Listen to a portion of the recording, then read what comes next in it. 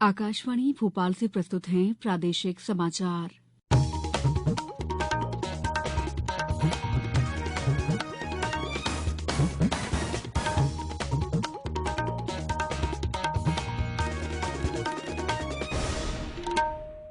नमस्कार, समाचारों के साथ मैं दीपा सिंह। सबसे पहले मुख्य समाचार। प्रधानमंत्री ने देश में कोविड की स्थिति और संबंधित पहलुओं पर उच्च स्तरीय ऑनलाइन बैठक की अध्यक्षता की। सभी अंतर्राष्ट्रीय हवाई अड्डों पर विदेशी यात्रियों का आरटी-पीसीआर परीक्षण शुरू किया जाएगा। अविश्वास प्रस्ताव ध्वनिमत से खारिज, विधानसभा की कार्यवाही अनिश्चितकाल के लिए हुई स्थगित। और दूसरे क्रिकेट टेस्ट मैच के पहले दिन बांग्लादेश की पहली पारी 227 रन पर सिमटी। अब समाचार विस्तार से। प्रधानमंत्री नरेंद्र मोदी ने देश में कोविड की स्थिति और संबंधित पहलुओं पर ऑनलाइन उच्च स्तरीय बैठक की अध्यक्षता की। ये बैठक चीन, जापान, दक्षिण कोरिया, फ्रांस और अमेरिका में कोविड के बढ़ते मामलों को देखते हुए बुलाई गई है। केंद्रीय गृह मंत्री अमित शाह, स्वास्थ्य और परिवार कल्याण मंत्री डॉ मनसुख मांडविया और नागरिक उड्डयन मंत्री ज्योतिरादित्य सिंधिया भी बैठक में मौजूद थे। डॉ मांडविया ने लोगों से कोविड मानकों का पालन करने और कोविड रोधी टीका लगवाने की अपील की। सरकार ने कहा है कि वो कोविड की वैश्विक स्थिति और उसके विभिन्न रूपों से उत्पन्न चुनौतियों पर नजर रखे हुए है। इसके साथ ही सरकार सार्वजनिक स्वास्थ्य उपाय कर रही है। देश में नए वेरिएंट के आने के जोखिम को कम करने के लिए सभी अंतर्राष्ट्रीय हवाई अड्डों पर विदेशी यात्रियों का आरटी-पीसीआर परीक्षण शुरू किया जाएगा।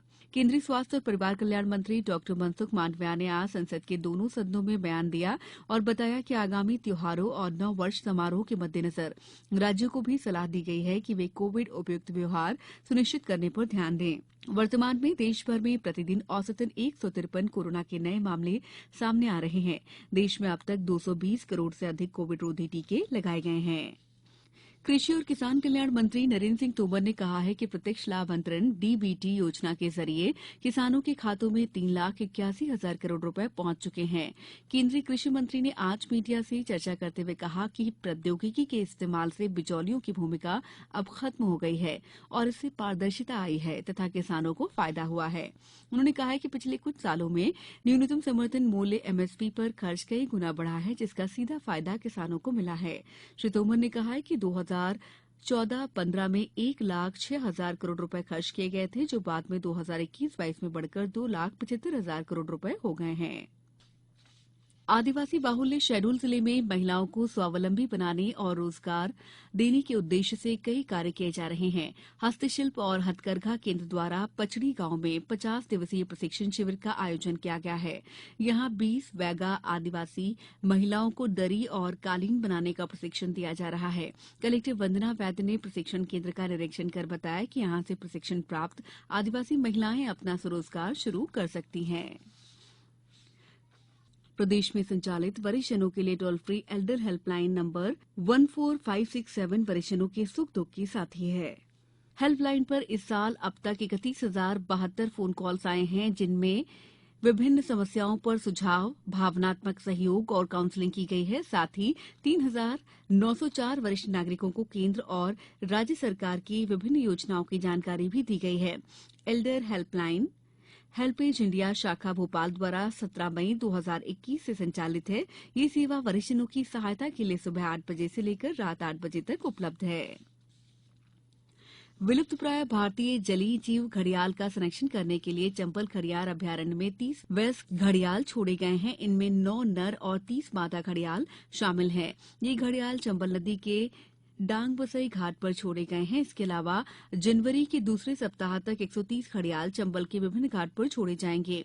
चंबल नदी में भारतीय प्रजाति के घड़ियालों का संरक्षण और संवर्धन 4 दशक से किया जा रहा है। समाचारों में वक्त है ब्रेक का। ये समाचार आप आकाशवाणी भोपाल से सुन रहे हैं। हमारे समाचारों को अब आप कभी भी और कहीं भी अपनी सुविधा के अनुसार सुन सकते हैं। ये समाचार बुलेटिन YouTube, ट्विटर और फेसबुक पर AIR न्यूज भोपाल पेज पर सुने जा सकते हैं। इसके अलावा आप हमारी वेबसाइट newsonair.nic.in पर या फिर AIR न्यूज ऐप पर भी समाचार सुन सकते हैं। ब्रेक के बाद समाचारों में आपका एक बार फिर स्वागत है।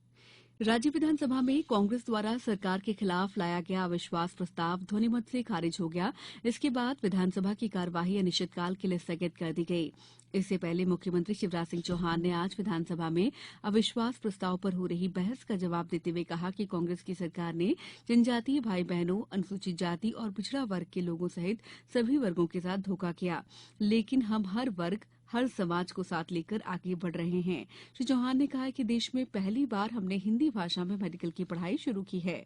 हमारे कार्यकाल में प्रदेश में 437 औद्योगिक इकाइयां स्थापित हुई हैं, जिनमें 32,000 युवाओं को रोजगार मिला है। उन्होंने कहा कि प्रदेश में बेरोजगारी दर 0.8% रह गई है, जबकि आर्थिक विकास दर और जीडीपी में लगातार वृद्धि हो रही है। उधर संसद का शीतकालीन सत्र भी निर्धारित समय से 6 दिन पहले कल अनिश्चितकाल के लिए स्थगित हो जाएगा। संसदीय कार्य मंत्री प्रहलाद जोशी ने कहा है कि संसदीय कार्य सलाहकार समिति ने सदन को कल अनिश्चितकाल के लिए स्थगित करने का फैसला किया है। कार्यक्रम के अनुसार सत्र 7 दिसंबर को शुरू हुआ था और 29 दिसंबर को समाप्त होने वाला था। इससे पहले कई विपक्षी नेताओं ने भी क्रिसमस और नव वर्ष के मद्देनजर शीतकालीन सत्र को जल्द समाप्त करने का आग्रह किया था। खरगोन जिले में पशुओं में फैलने वाली बीमारी खुरपका मुंहपका रोग के नियंत्रण के लिए विशेष अभियान चलाया जा रहा है।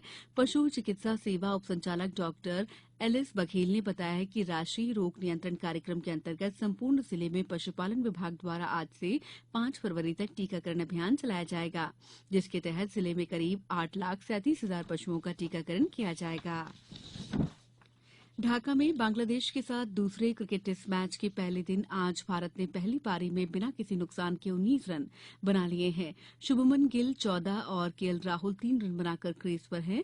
इससे पहले बांग्लादेश की टीम पहली पारी में 227 रन पर सिमट गई। उमेश यादव और आर अश्विन ने 4-4 विकेट लिए। बांग्लादेश ने टॉस जीतकर पहले बल्लेबाजी करने का फैसला किया था। पन्ना में चल रही महिला राष्ट्रीय वॉलीबॉल चैंपियनशिप पश्चिम बंगाल ने जीत ली है। फाइनल मैच में उसने राजस्थान को 3-0 से हराया।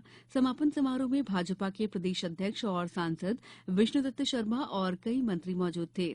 फाइनल मैच देखने प्रदेश के मुख्यमंत्री शिवराज सिंह चौहान भी वर्चुअली जुड़े। उन्होंने यहां जुगल किशोर स्टेडियम इंडोर बनाने के लिए 1 करोड़ 20 लाख रुपए देने की घोषणा की। अब कुछ समाचार संक्षेप में। नीमच में जनपद पंचायत नीमच, जावद, मनासा में आजीविका मिशन से जुड़ी 12,000 महिलाओं ने लिंग आधारित हिंसा को रोकने के संबंध में चेतना पहल के तहत जागरूकता अभियान में शामिल होकर अपने विचार रखे। खंडवा में सुशासन दिवस के अवसर पर 25 दिसंबर को आयुष मेगा स्वास्थ्य शिविर आयोजित किया जा रहा है।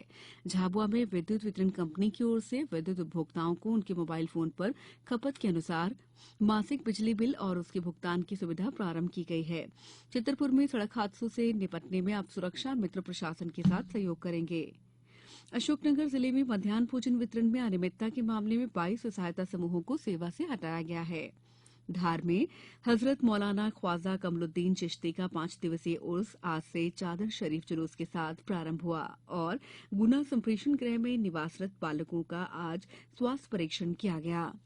इस बुलेटिन में इतना ही। दीजिए इजाजत। नमस्कार।